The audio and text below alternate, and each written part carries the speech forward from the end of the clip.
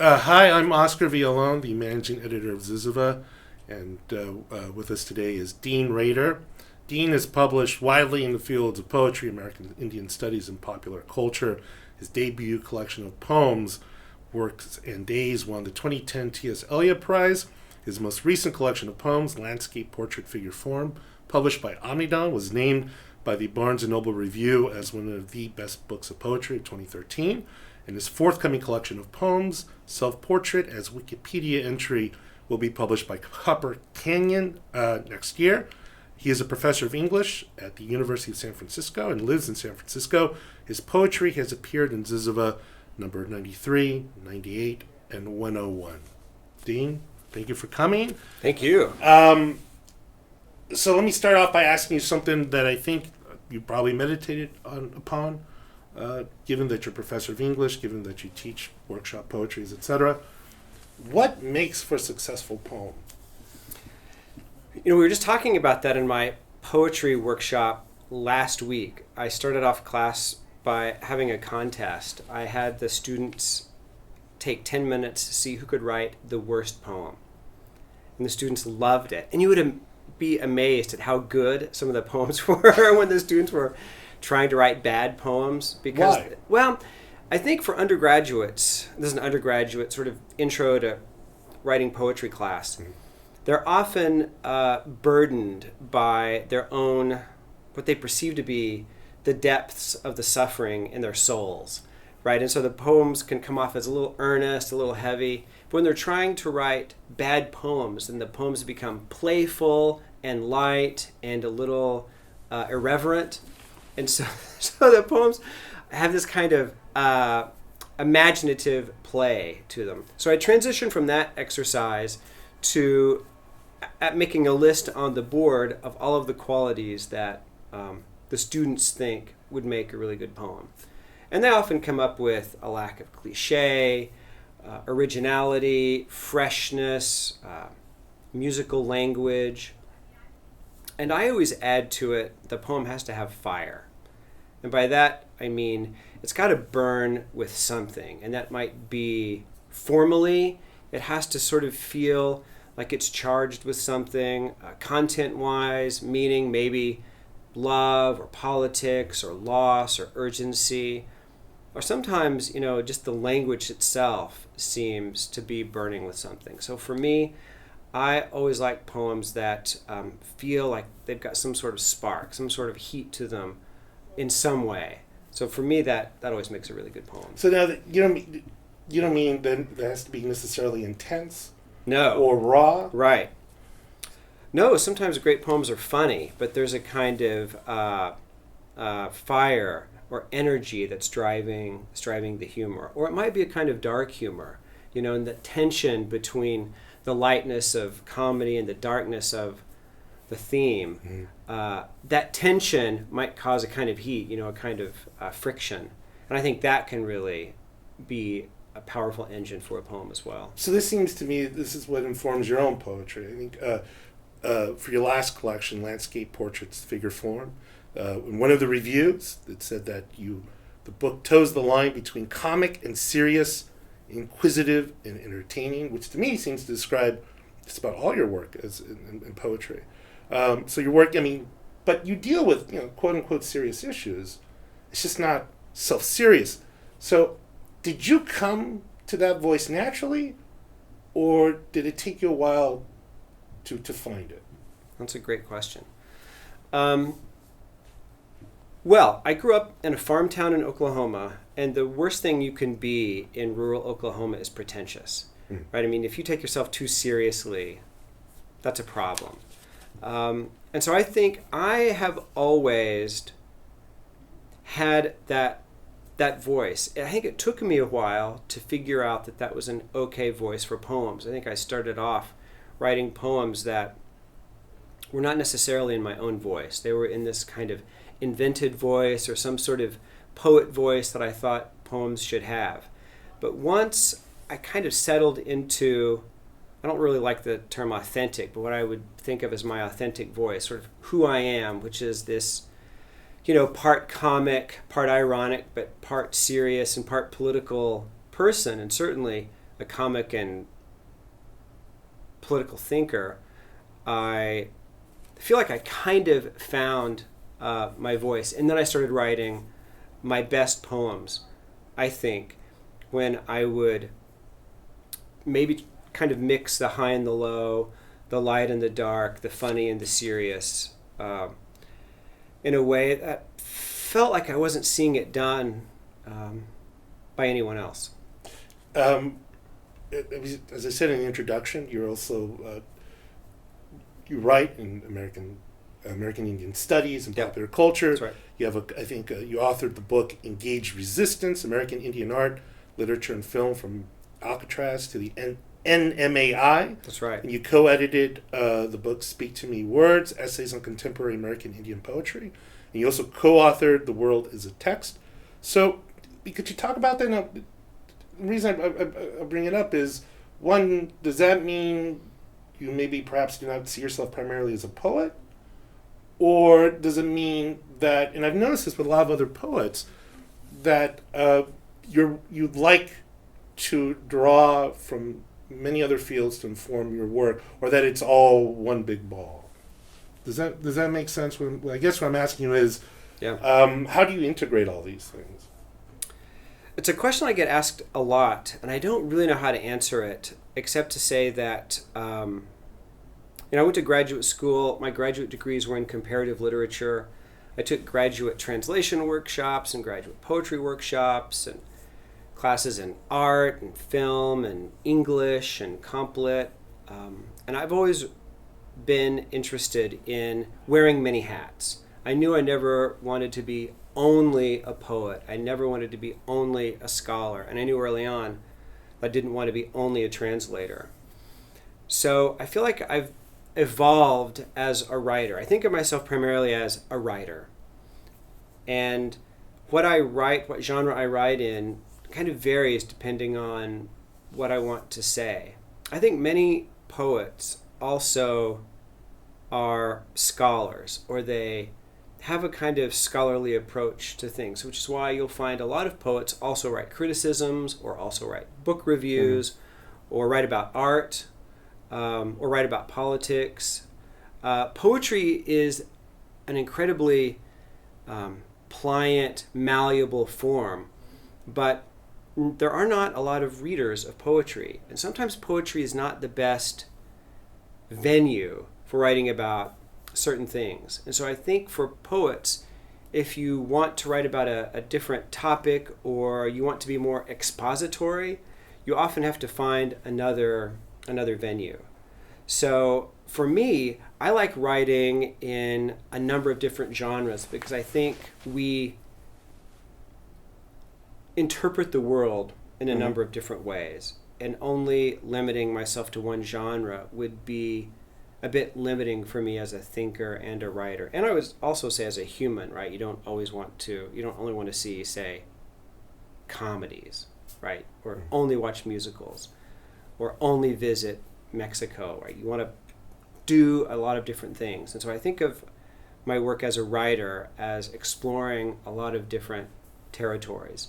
And I also think it lets me take on other issues like pop culture or politics or American Indian studies, issues of race, that I'm not always interested in exploring in poems. I've noticed that in some of your work, your interest in these other fields, particularly pop culture, manifests itself in your poetry. And which I think would speak to what you're saying, that you're not to this, in certain instances, what writing about something like self-portrait through Wikipedia, right? Is this a great way of addressing it through my poetry? But does your sense of poetry ever show up in your scholarly work, say in American Indian Studies, or even in your work with your scholarly work about pop culture and decoding it, this sort of thing? Well, I think of my scholarly work as trying to bring to light texts and works of art that are often ignored by mainstream scholarship. When I started writing about recent American Indian poetry, very few people in the world were doing it. It just wasn't really addressed. And I thought that the world would be better if more people knew about these great poets doing this really interesting work. And really no one had written much about the art on Alcatraz, and not many people knew about some of these really interesting recent American Indian artists. And so I thought that if I could write this book that would make this very big, sort of ambitious argument about the way in which American Indian cultural production, American Indian aesthetics, what I called aesthetic activism, was kind of engaging the world and the current political structures in this country and elsewhere, that it would be a way of maybe shining a spotlight on this really interesting work that I thought had remained on the margins. And in pop culture, in some ways, it's almost the opposite. You take these things that are out there for wide consumption that everyone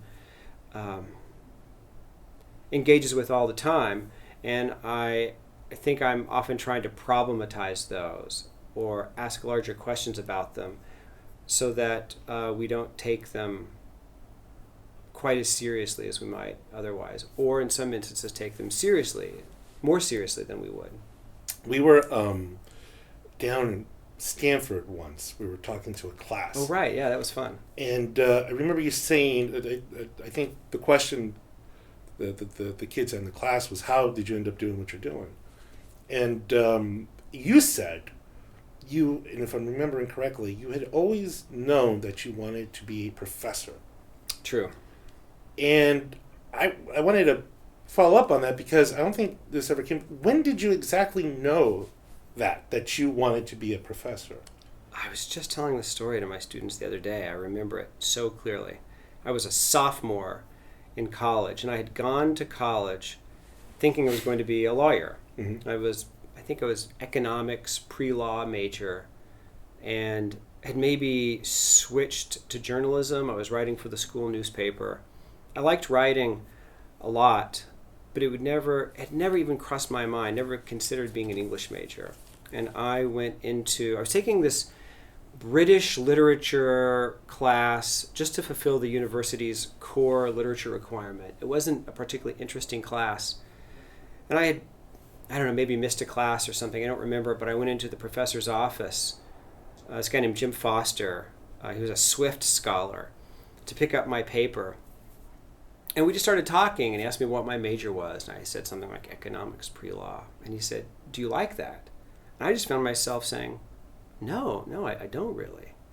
And he said, "Have you ever thought about being an English major?" And I said, "No, not at all." And he said, "Why not?" And I said, what would you do with an English major? That seems insane to me. And he said, "Well, you could become a professor." And I will never forget, I said, "Yeah, can you do that?" Like you had to be, like the divine right of kings, like you had to be tapped or something to be a professor. And he started laughing, and he said, "Yeah, of course." And I said, "Well, how does that work? Like, how do you do that?" He said, "Well, you go to graduate school, get a PhD, and then you can be a professor." I said, "Like, what do you do?" He said, "Well, you talk about and write about books. Maybe you write your own books." And I thought, that sounds great. So I went home, and I called my dad, and I said, "Hey, Dad, I'm switching. I'm not going to be a lawyer. I'm going to be an English major." And he said, "Oh, I don't know if that's a very good idea." And I said, "No, I'm going to go to grad school. I'm going to be a professor." And he said, "Well, does that mean you're going to be a doctor?" And I said, "Maybe." And he said, "All right, I hope so." And so, it became more complicated after that. But it really was kind of that day in that moment. And I think, like, if I hadn't had that conversation, I probably would have, eventually come to that realization at some point in my life that this is what I should be doing. But no one that I went to high school with would have ever predicted that I would be living in San Francisco, a professor and a poet. That would have been, way out of the realm of possibility. I think everyone was and is surprised, but it really was that moment when for the first time in my life, it clicked. I really think this is something I want to do. it seems to me there's a parallel with that too, between saying, "Oh, I can be a professor," and saying, "Oh, I could be a writer. Oh, I could be a poet." It's one of the. I guess you have to give yourself. Well, one, you have to know that it's viable, and then I guess you have to give yourself permission. You have to give yourself permission, right? And you really have to give yourself permission to fail, and you have to be really patient, and you have to trust that over time you will succeed at both. I think it's easier to succeed at being a professor. I like teaching. I like people. I have no ego really about being the master of a classroom and being the all-knowing expert. I'm really willing to, sort of struggle with my students and grope for meanings along with my students. And that's kind of fun. I think being a good professor is really just about being engaging, right? Connecting with people. Being a writer is harder because it requires you to be patient, requires you to trust, and you're kind of playing the long game. And so in graduate school, I really went to graduate school thinking I wanted to translate German and Spanish poetry. But I realized quickly that I was a bad translator. I was not good. I was like destroying work in two languages. It wasn't. I felt like I was doing a disservice to everyone involved. Do you think you were interested in that because you wanted to put off writing your own poetry? I wanted, and I applied to MFA programs in creative writing. I applied to graduate programs in English. I applied to a lot of different. I even applied to graduate creative writing programs in fiction. I knew I wanted to write, but I didn't really know what I wanted to write. And I knew that I wasn't ready to start writing the kinds of things that I knew I wanted to write. I was still pretty young. I went straight from undergrad to grad school, and I knew I just wasn't quite smart enough yet. And I didn't have enough practice writing yet. So while I was in graduate school, all of my friends were in creative writing, even though I was in this more scholarly field, comp lit. But I was, like I said, I was sort of taking all these different kinds of classes, and I started writing poems, but I also started writing reviews. I was doing translation. I was doing all sorts of different things. I didn't really feel like I needed to pick. I also really liked writing my MA thesis and my dissertation. I liked writing scholarly papers. I loved going in the library and sitting for hours and doing scholarship. I loved it. I still do. And I just refused to be pigeonholed into either a poet or a translator or a scholar. And still, 20 years later, I'm the same way. So you're a professor of English at USF. Right. You do all these papers, etc. I happen to know, you and your wife Jill have two small boys. So for you, when and how do you find time for poetry? What has changed? So my wife, she has a pretty demanding job in the tech sector. So I do drop off and pick up every day. I've got two sons, Gavin, who just turned 7, and Henry, who's 3. So I do drop off and pick up every day. I cook dinner for the boys. And I have learned to just write when I have time. Having the boys has changed our lives dramatically. It's really narrowed the amount of time I have. But what it means is I just don't do other things. Like I used to go to a lot of movies. As you know, I used to play a lot of basketball. Mm-hmm. Not so much? Not so much. Now I don't play basketball much at all anymore. I try to run now and then. I just stopped doing all the other things. So I parent and I write and I teach. That's about it. And that's really all I have time for. That's a lot. It's a lot. But all the other stuff I used to do, I don't even know what I would do to fill the time before kids.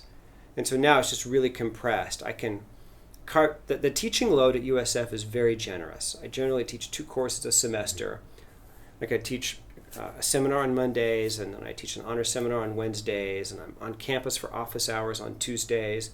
And I try to write Thursdays and Fridays. And so sometimes I'll write those 2 days. Sometimes I'll write at night after the kids go to bed. Sometimes I'll get up really early and write. Just try to be disciplined about it. You brought up basketball, and it's interesting to me because it seems to me, particularly in the world of the literary arts, there are those who like sports and there are those who do not. It's sort of it's pretty Manichaean, I think. I think that's right. You're one of those people who do like sports. I do. Besides playing them, you're also a big fan. And That's right.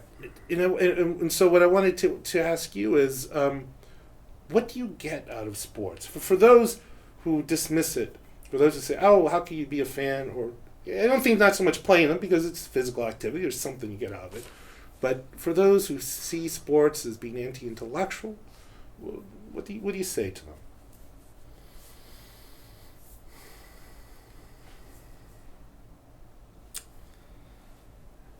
I don't know. I don't know what I would say to them.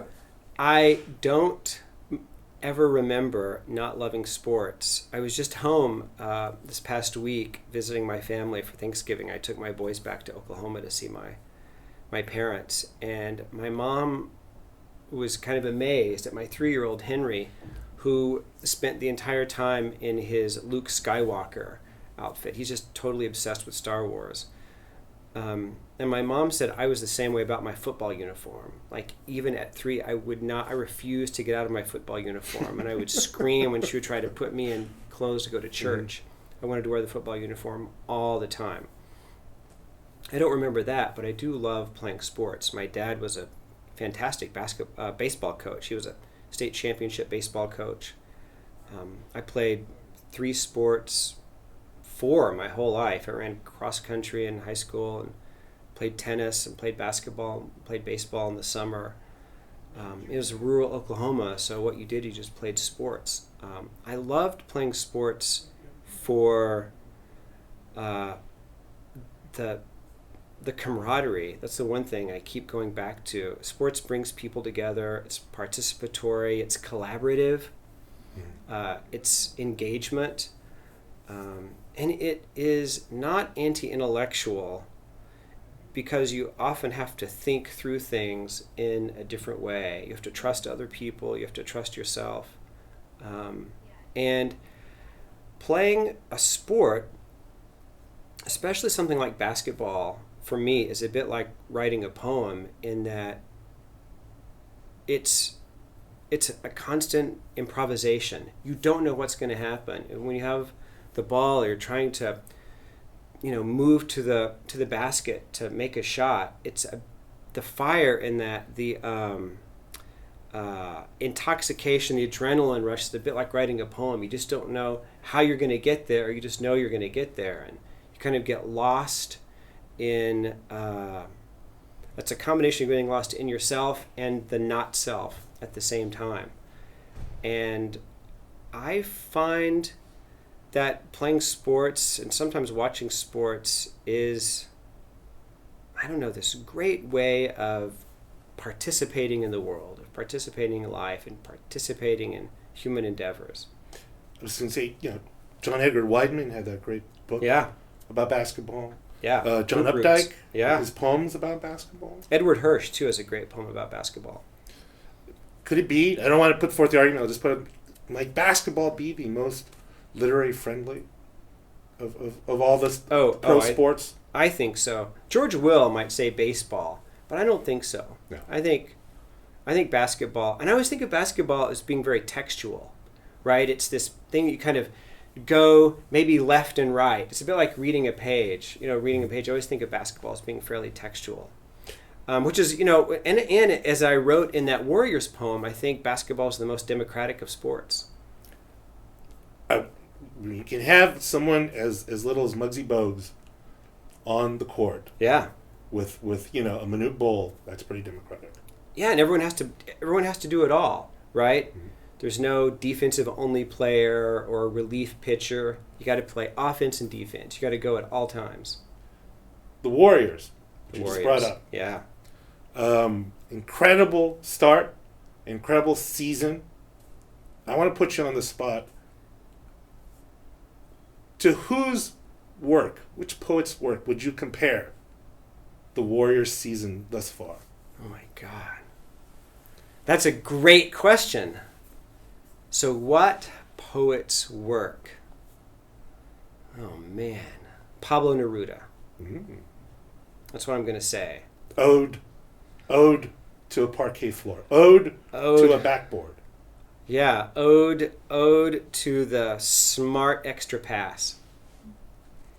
And I think I want to close with this, because we were talking about this earlier. And I think because people may want to know, Kobe Bryant's poem. Right. Could you talk about Kobe announced his retirement via poem? Right. I say Kobe as if I know him. Kobe Bryant. Kobe Bryant. Kobe the icon. The icon, the great Los Angeles Lakers player. How would you describe that poem? How would I describe that poem? Assuming he will not get in a helicopter and try to find you, depending on what you say about that poem. The chances seem slim. I don't know if he's going to retire. He's got a lot of time on his hands, but I'm just saying it's not, it's a possibility. But the poem is not. It's not strong as a poem. But what does it say in terms of what he and maybe other people think a poem is? So this is what was super intriguing to me, and I ask my students this a lot. I ask, what's at stake in writing a poem? Like, why does one choose to have a poem read at a funeral or a wedding, some, serious, celebratory or somber event? You don't ask someone to read, a short story at your wedding or at a funeral necessarily, right? Mm-hmm. Or an autobiographical essay, right? A poem somehow lifts the event, mm-hmm. right? There's something heightened, something that is almost regal or almost holy about a great poem. And so I was fascinated that Kobe chose to, what happens, he announces his retirement by this poem, that he chose a poem as the genre to announce his retirement. And my theory is that he wanted a genre that he thought was commensurate with his greatness. That just a mere statement in prose or a press release, say, would not do justice to. Yeah, it's too prosaic, right? Wouldn't do justice. It's not at the same level as his contribution to the game. So he needed a form that would do his own greatness justice. He needed greatness to be the envelope for greatness. Would you help him workshop that poem? Well, I tweeted today that I was considering letting my poetry students today in workshop, take a stab at that poem. I might have had him cut some of those cliches. Yeah. But we'll see. Yeah. I don't know if he takes criticism well. I don't know if he how much input he's willing to. I would like to see Kobe and James Franco in a kind of poetry smackdown. Well, you know what? That's there's actually someone who probably will seize that and do it. You. Here. Offices of Zyzzyva. Dean Rader. Dean, thank you very much for coming in. I hope Kobe's a forgiving person. I think he is. I don't think he has anything. His heart is big. His heart is big. Yeah. Well, he loves poetry, right? As I tell my students, there's not much at stake in writing a bad poem. He chose poetry, right? He made poetry a stage. So for that alone, I appreciate. All right. Thank you for joining us again. I'm Oscar Villalon, managing editor of Zyzzyva. Thank you. Oh, you're welcome.